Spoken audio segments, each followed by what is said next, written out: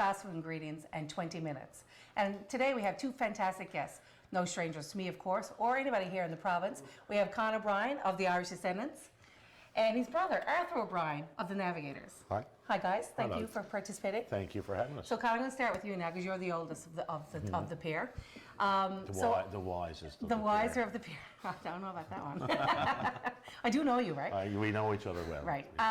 So I do know you like to cook because I've been to your house for supper and it was a lavish meal. It was lovely. So do you think you're going to beat Arthur today? I'm going to give him a run for his money. We both, you can just by looking at us, you know that we like food a lot. So he's pretty good in the kitchen too. So he's pretty good. Yeah, and you told me that he actually takes some cooking lessons. Did you take some cooking lessons, Never Arthur? in my life. Oh, he Really? does. He probably told you that. But To throw me off. yeah, throw you off. But I would, say that Con's definitely more experienced with Newfoundland cooking than I am. But Right, that's but the other side. you've got an exotic palate, right? Yeah, I like different. And you like tandoori and you like Indian food, yeah. So you're a bit of a cook. So I think we got a good competition going on today. He has the Magic Rock cookbook down to the size. He's been watching. Asian food, I think, is his specialty. When we come back, we're going to open up the basket and see our basket of ingredients. Stay tuned to Scoff Off. So yeah, cooking. I mean, for us, growing up in the house we grew up in, food was always a major priority, and that's an O'Brien family trait. So. It's a big part of the O'Brien family tradition is to be able to just think about a meal while you're eating a meal, 3 meals ahead. And no surprise that we made some big meals.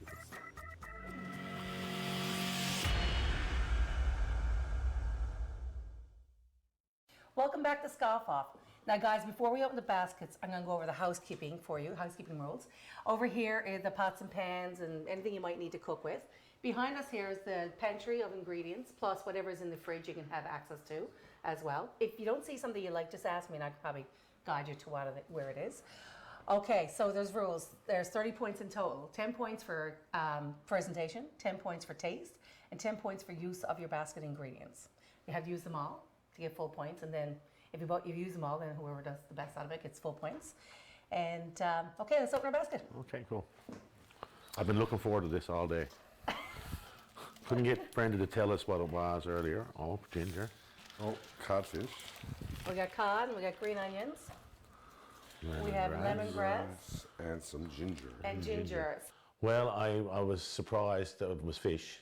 It was kind of a go-to, simple, but it was ginger, some onion, and some lemongrass paste. So it was. I'd never had lemongrass paste in my life before. So I opened the basket and I looked in and saw some of my favorite things, to cook with. Codfish being number one. It's my favorite thing to eat anyway. I don't know if it's my favorite to cook with. Gather your thoughts together. Okay, it's time to scoff off. I'll take that out of your way, so you got lots of room. Are we allowed to talk to each other while this goes on? Absolutely. I'm going to talk to you guys now while you're cooking. So, Con, of course, everyone knows you are the founder of the Irish Descendants, and of course, it's almost 30 years for the Irish Descendants. It'll be 30 years, 2020, right? 30. Well, we started in May of 1990. Wow. So we're in our 30th year now. That's crazy. So how did you start that band? Like, what was the thought behind it? How did you get everybody together? Originally, there was myself and Ronnie Power and another guy from up the Southern Shore named Thomas Badcock, poor fellow friend of mine. He passed away about 3 or 4 years ago. We had a little band. We were playing down to Ralph's place, down the Aaron's pub, and we used to be called Conrad and Tom. All right, so someone they used to call up and ask if the condoms were playing, and poor old Phil used to get berserk. And Ralph comes along and says, "You got to change the name, sir. You got to change the name." So way with us, he said the Descendants. Call it the Descendants, and we did. So Ralph O'Brien came up with the name. Wow. Yeah. And at the same time we had I bet he wishes he had kept that for himself. Probably. Well, Ralph was generous that way. He was always encouraging. Oh, for sure. Anyway,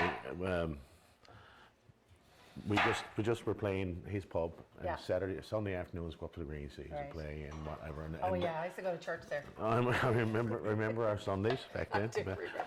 So that was like before the Blarney Stone show up and all those little pubs, before you guys came on to go. But you know, at the same time, Stagger Type was playing. Right. That was and Darcy and Larry had the Irish Coffee Band. Right, yes. So we're kind of seeing each other, watching these guys playing, and finally Ronnie starts to go out with Larry Martin's sister. Oh, okay. So this is where the connection comes in, and Okay. we stole the Irish from Irish Coffee and took the descendants and the Irish descendants together, and that's how And it came. 30 years later, 30 15 years. albums later. 15 records. That's amazing. And of course, Arthur, the Navigators will be 20 years old in 2020 as well, right. which is no small feat either. I mean, keeping a band together for 2 years is challenging, let alone 20 years.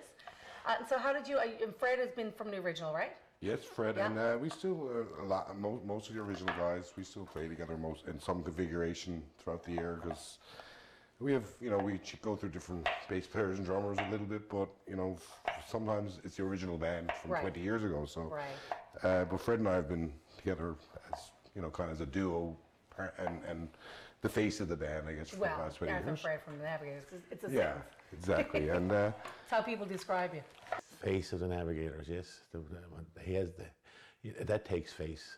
So I know you've been doing this Celtic Christmas every year with the Navigators and the Descendants, and that's become a tradition now. That's becoming, people love it. They look forward to it. Have you ever been in a band together though? Not really. We played, sometimes used to play together on Sunday nights for a while, but never really had a band. He's 8 years younger than me, so everybody always walks up and says, "How you doing, Arthur?" And I say, "Oh yeah, right on." That makes you me do look feel a lot alike, there's no doubt. makes me feel younger anyway. But it's been the opportunity when I first started playing. He was already sort of playing. Yeah, you must start when you were 16 or something. Yeah, I didn't start playing guitar till like I was around 19 or 20, so Okay. I was late bloomer that way, and he was playing. So he taught me half of what I know. That's why I'm not that good. He claims that I taught him to play. I probably pointed out how he could improve on his playing, but he was playing before me. I learned really quickly once I started. He was playing about a year, and then all of a sudden I could play 10 more chords than him in about 3 weeks, and so I helped him then. But he's come a long way. Growing up in the house, Dad played accordion. Mom's crowd were all still are in bands down in Petty Harbour. Ronnie Doyle and Alan's uncles, all of those Oh, guys. so you're related to that? Okay, I And didn't so realize that. yeah, we have a little connection there. So Is that your mom's maiden name, Doyle? no, Mom's a Herm, but her brother Uncle Al, he was still, he's like in his mid-70s now, still playing in bands. Right. And so that That'd be was a kind cool of thing to do. You should get everybody together that's in your family and put together a show. that would be all right. That Yeah, would be fun. Like, trying to get all them the to family. trying to get them all to agree on it would would be good. But it's it's a natural thing. Music for us was, Dad said you were out last night driving around Babels and with the spade in the car all weekend or all night long listening to your Iron Maiden and whatever you were listening to. He said, Right. you can come in here and I'll play a few tunes with me and holler the accordion on Sunday mornings. So Bob was a player too. Oh, so and of course your father had a fish plant, right? That's correct. And so did you work at the fish plant? I mean, Arthur, did you work at the fish plant? Oh, we both did, and Yeah? it was probably it wasn't my first job. I actually worked at the supermarket first, and They but when I paid was- more. I remember going up there because they paid more. Working for your family doesn't pay, I don't think. Well, when you were a kid though, growing up, you didn't have to go work for the fish plant because you always go down and cut tongues when you can get at some tongues. So one of my You keep cooking, you got to. one of my first enterprises was going over in the hopper in Witless Bay when I was probably 7 or 8 and cutting tongues. But it didn't work for anybody. Then you work for yourself. Right. But then when I got 13 or 14, I spent a couple of years down in the fish plant in Babels. So what kind of fish were you processing there? Well, as every kid does growing up, we first probably did a bit of, we did a lot of capelin, sorted Yeah. capelin as a kid on the capelin line. And then I worked at lots of, between the crab plant and the ground fish plant, cod. And so lots of little... Cutting out tongues. Cutting Cutting out tongues, yeah. I cut out 1 million cod tongues, easy in my lifetime. I got to use knives when we were. That's the job. You go down, you're 10 years old. Someone hands you a knife, Right.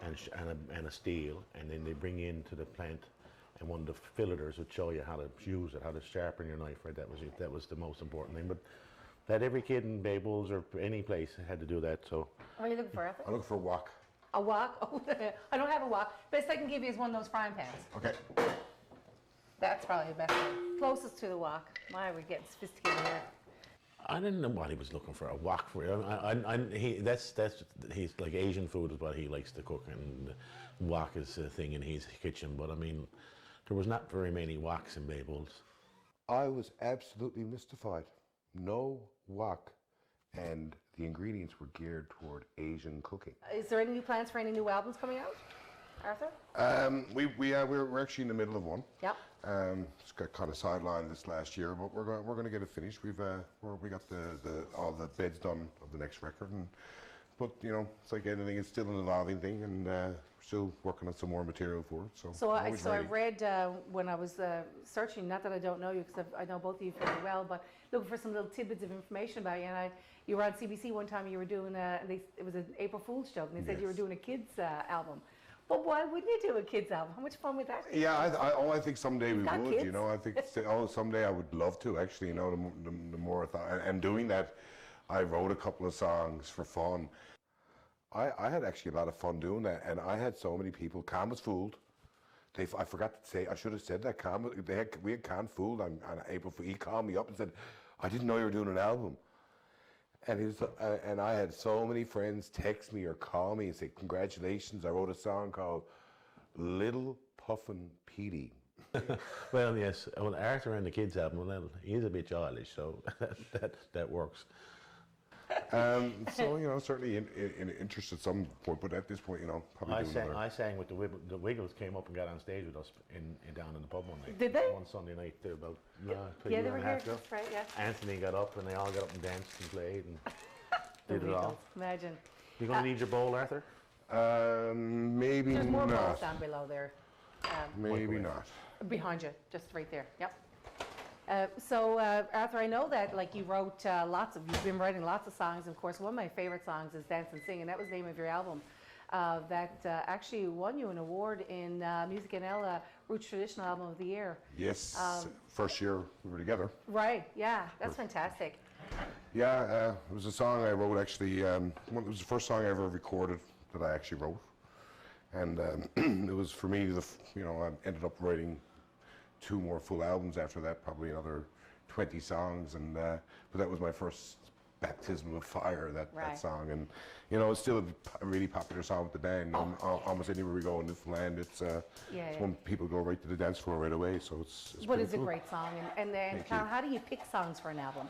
Besides doing originals, how do you pick songs for an album? Well, I gotta like the song. Yeah. I got this. You know, the story has to be good for me. I don't write a lot like him, but you know, then this has to be a good story to it. Or an Your interesting latest album thing. is really good. The Rhubarb Up. I do Yes. have some rhubarb there if you Do want you? to use any. Paddy, and of course- Paddy, of course, comes up. That comes out of the song. Paddy, cheeky Paddy from Ryan. Right, and Paddy comes up with those ditties, Oh, don't he does. He does. He don't know where he finds them. He has them buried over on the Balling line somewhere where he puts them. But it's amazing how he works them He's up. an old soul for a young man, isn't he? He is indeed. Yeah. It really is. So we've got Khan's got his, what do you got in there? Some panko. Some panko, some butter. Just butter. I was Okay. making a little stuffing now. Well, just watch and see what you got cooking. Time is ticking away, so I don't want you to run out of time. I don't want to eat sushi. I got you. Vinegar. Do we have vinegar? Yes, malt vinegar right in front of you in a small just bottle. regular white vinegar. You want white vinegar? No, I don't have any white vinegar out. I can get you some white vinegar for I'd sure. love some we white got 10 vinegar. minutes left. Oh, this is over that fast. Like I needed more time. I didn't get to make fancy little cuts on my tomatoes to make them to visually give it to them. Where are the rice noodles? Like udon noodles, I've never used them before. I gotta hope for the best. So guys, you travel a lot. I know you travel on the road. You're always traveling, touring with the bands. You must have some funny road stories. Give us a funny road story. Road stories are, number one, we're Irish bands in Newfoundland. There's not much to tell, really. And if there was something to tell, I don't think we'd be doing it on Rogers Television. Well, on the Christmas tour, we have some interesting moments. I can imagine now because you've got Patrick, you got Freddie, and you got yourselves. He's really scrambling up some eggs over there now. Oh, really? Wow. I never tell you this. One time, myself and Martha went to St. Pierre together, And Arthur, again as a child, This is about did not eggs. eat an egg, all right? Yeah. Eggs were off limits. He didn't want to even think about eggs, right? So over we go, and he's telling me he spent a lot more time over there than I did. And he's telling me about this wonderful souffle that he's been having over there, and I can't wait to taste it. It's a mushroom thing, right? And I can't wait. And I said, oh yeah? So I went off to this beautiful little restaurant one evening, and he goes in, he orders up the souffle, and out it comes, you know, big beautiful thing came out. And we get right into it. And I looked over him, I said, so when did you start eating eggs? And his jaw just The main dropped. ingredient in souffle. And he said, what do you mean? I said, that's like an omelet. That's a fancy omelet. That's all eggs, right? You know that, right? What? So you only thought you didn't like eggs, Arthur? No, I guess for years I was kind of turned from them. Then all of a sudden, it just gradually, because I couldn't just eat eggs right away. It was like I had to graduate then to omelets, and then I'm still not there on hard-boiled eggs, but I do now like eggs in certain things. Oh my Lord. That's an interesting. I shouldn't see that. You weren't supposed to see that part. I wasn't supposed to see the sugar going into the cod. The sugar, who doesn't like sugar? Sugar makes everything sweet. The pad thai I make is a sweet and sour thing. Oh, I think Connor's gone in a totally different direction. Hot pepper flakes. Hot pepper, there should be some up there for sure. Some chili flakes? Yes, chili flakes. Yeah. I think I can get you some right here in this cupboard. Right here. There you go. Thank you. I didn't know we were going to have such an exotic. The Galloping Gourmet apparently is here today. I thought I had a good selection of stuff at it. I'm learning that I have to have more. So Patrick Moran has been I'm going to say he's not the newest anymore, because you guys, the ensemble you have together right now, which I really enjoy, been together now, 7, 8 years? Well, Paddy's here almost 9 years now. And Justin, I guess about 4 years. Right. At least. And you know, I never knew Justin. Justin was busting at the bar, right? That's right. And I'm looking around for a bass player. Robert Kelly was prior to that, and Robert was going off to Korea to do his thing, teaching English and whatever. And I said to Paddy, well, we're going to have, I'm after going through about 20 bass players over the years, Yeah. right? And they're all great players. And Paddy said, Justin Hickey. I said, who's Justin Hickey? He's a buddy who works at the bar. He's a great player. I said, well, he does rock and roll stuff, you know, that kind of stuff. I said, well, we'll try him out. I came up and he played sight unseen. He knew all the stuff, you know. Oh, wow. And he's a brilliant player and a great fella. You can see he loves it. He loves it, and he kind of, for me, he's after kind of putting a little new energy there. Right. That's helped out. I love when he does the Rounds Cross song. Yes. Eileen, is it? Colleen, where you been? And, Yeah, that's a great you know, song. he writes great songs. On the new Right. album, he wrote a great song about growing up, called Growing Up in Torbay. Right. And I have The Weight of the World too. The record he did with Terry Lane. Oh, yes, That's yes. a great. That's record. I great. have it in my Yeah, truck. I very listen to it talented. all the So time. much talent in the province. It's crazy, isn't it? It is. Right. And you know, he's a kind of a protege of Paddy's too. Like, you know, Paddy was next door at the school. And he brings the average age of the band down, right? Down into the 30s again, which is marvelous. I feel really young now. It's nice having a young fella around because it brings everyone's age down, right? so Arthur, I've noticed that you did Big Sugar's Hell for Bass. All hell for a basement, yes. Like one of my favorite songs of all time. Not thinking that would ever come on a Celtic, out of a Celtic band's repertoire at all. Where'd that come from? That was a song. You know Armando Fallo. 5 minutes, that guy. I was starting to think about my presentation because I knew by the 5-minute mark that I would have lots of time. I kind of, you know, I was a few ingredients short, not my own kitchen, but I was confident at that point. I'm saying, oh, I better turn up the heat on that stove now. I got to make sure that it's cooked. I'm not feeding Brenda raw fish today. Armando Fallo, who plays around town from Yes, Grand I Falls. know, yep. Very Years talented. ago, I was at a music store where he worked, and he said it to me. He said, you know, that would be a great song for you to sing. That's Some just people call it Newfoundland song, right? yeah. There's a real Newfoundland. A real Newfoundland connection to it. I mean, it's, you know, it's about, you know, how many Newfoundlanders have gone to Alberta looking for work, and so it really, you know, and You know, it was a song that it was actually in my wallet on a piece of paper that I'd written down the day he told me for, I'd say it was there for 6 or 7 years, and then one day I just said, you know, we were working on the last album, maybe this would be a good one, and it turned out to be. I can't wait to try these dishes today. They both look so yummy and different. I like how you take totally different directions with this. And Con, you know, you're both known for your beautiful, I mean, your voices are unmistakable on radio. So just sing one note, it's Con, it's Arthur, you can know it's right away. And of course, my favorite song that you do is Let Me Fish Off Cape St. Mary's. Yes. I mean, people must tell you that.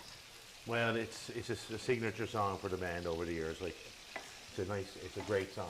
Yeah. It's not an easy song to sing. No, I can't imagine it is. People always remark that, but you know, they come up. I get a lot of people come up to me, you know, your version, that is the best version ever. And it is. Growing up for me, I used to listen to Ryan's Fancy's version of Dennis Ryan. That was, Right. you know, this unmistakable, a great song. Yeah. So it's, yeah, I mean, you can't go wrong with that So song. at certain times of night you can sing it though. That's right. And because it is a But hard song to sing. you can bring the place down with it. You know, people are homesick. Right. Are away, and Right. people, why do we stay here? What keeps us here? Everything in that song is why we stay here. And so it's So what's your favorite song? oh my Do you God. have a favorite song that you do? I have a few, but usually my favorite song is the one I'm learning. Okay. But that being said, Because you're all in them, right? that is, yeah. I'm really enjoying. I don't even sing it, but I'm really enjoying 2 the minutes one left. that. Really peanut. Any what? Peanuts. Yeah. Uh-oh. Fantastic. Thank you. And so, Yeah, like the new song from the new album, Growing Up. Yeah, that's a great song. that's a It's great song. Yeah. And you know, we all grew up in the little towns. We all had our places. We all took our girlfriends to the beach. We all went, and it's just a magical song. So that one is the newest one for me that I'm really enjoying. I love the songs that Don Traynor wrote, Madeline. oh yeah. that's Cheryl at beautiful. the bar. Our Cheryl, she asked me for that song just about every night. Is that right? Yeah, so it's. Yeah, she's a big fan of both of you guys, for sure. Cheryl, oh yeah, she's a big fan of Great music. songwriter. Of course, Cheryl's my niece, what we're talking about here. And so Arthur, you've got such a great baritone voice as well, and of course, every time you sing Sam Rogers, it's like, 45 years, it's like, I think it's personally one of my Sure song. favorites that you do. So you must get requests for Sam Rogers all the time. Oh yeah, it's Stan kind of was my first introduction into, you know, I guess playing, Push your stuff, by the way. you know, singer-songwriter Canadian folk music. You know, prior to that, it was all kind of Irish. Right. And he really opened my eyes as to, you know, stuff you can sing about Canada and stuff you can sing about, No, you know, we should see ourselves. television. Smells great. We have 1 minute. Wow, looks pretty good. Brenda's smelling and going, wow, I didn't know what to think. Oh no, is this a good wow or a bad wow? She does that for all the boys. I think she does. I think that's probably the go-to for a cooking show. So do you use all of your ingredients, every bit of your? I did. I did. You got the I lemon don't think brown Arthur did. ginger. I'm pretty sure he didn't, but I saw you both doing the ginger. I know that. I used everything you had in the basket. Right on, perfect. Okay, Carl, you just get that on the plate now. Time is counting down. I think we're getting down there. Yep, we got 10 seconds left. Here, I'll help you. thanks, Arthur. And that is time. Perfect. Thank you, brother. Well done, guys. That looks fantastic. I can't wait to try that. Yeah, it looks good. You went a little Asian, and yours is a kind of like a bake almost. That's Yeah, fried. I like Portuguese food. Oh, right, perfect. Anyway, when we come back, I'm going to try the dishes and see who comes out the winner. Stay tuned to Scoff Off.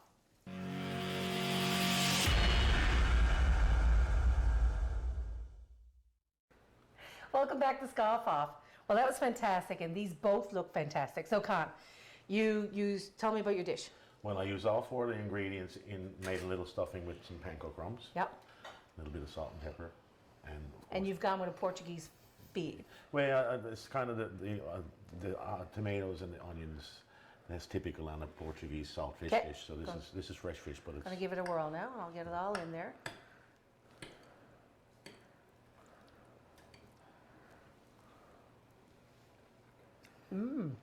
sewed up, I figured. You know, so, I mean, after all, I play in her bar more than he does, right? So I kind of figured that I was in. That's delicious. Really is. Another bite. I've eaten Khan's food so long, and I just know how good he is. Khan is an expert at putting good flavor on food and good taste. And I made basically pad thai, and without the actual Thai noodles, these udon noodles, which are, I guess, Japanese maybe. So pad thai in 20 minutes. Good on you. Want a job in the restaurant? Wow. Get it all in there. And your cod's also out, right? Okay, this is not as easy to eat, and it's very hot. You can see how hot it is.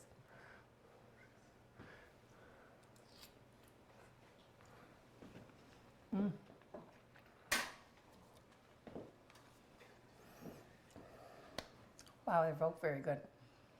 Hard to pick. Okay, I have an apron for you guys. Thank you very much for being part of the show. Great bit of fun. We had a lot of Thank you, fun yes. today. Today's winner is Arthur O'Brien. That's it for this episode of Scoff Off. We'll see you soon. And Brenda was talking to me a lot more than she talked to me in prison, undoubtedly. Clearly, she likes me better than she likes you. Absolutely, I was not any way opposed to that. I was. Well, you were cooking away, and then actually eat, and then you ripped up. I did. So in the end, she liked my food better. So that's what we were there for. Perhaps. If the show was called Popularity Off, then you would win. I would have won. Focused on quality and convenience, there isn't much you won't find at Marie's Mini Mart. Home-style breads, sandwiches, plus a variety of artisan breads and delicious single-serve desserts available exclusively at our Frecker Drive location. Marie's Mini Mart, with 25 locations wherever you go, there we are. Yellow Belly food means fresh food. We source our ingredients locally and prepare them from scratch. Our meat is never frozen. Food's so delicious, we've got good times cornered. Yellow Belly Brewery, a proud sponsor of One Chef, One Critic.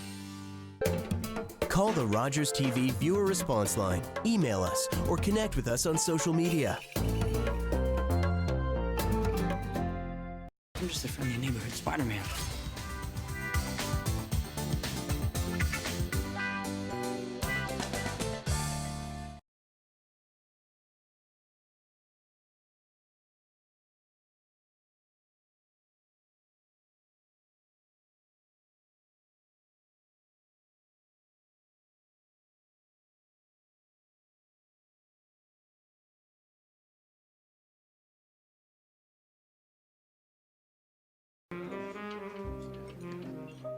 I never thought I'd know that feeling. To be in love. Because for us, it was a crime. Someone had to respond to the tabloids. So I wrote letters, challenging every misconception about homosexuality. 9 homes, 7 dogs, 47 years together, and still not spouses under the law. So we took our fight to the Supreme Court. Jim Egan and Jack Nesbitt await a verdict on their fight for spousal rights. Hello.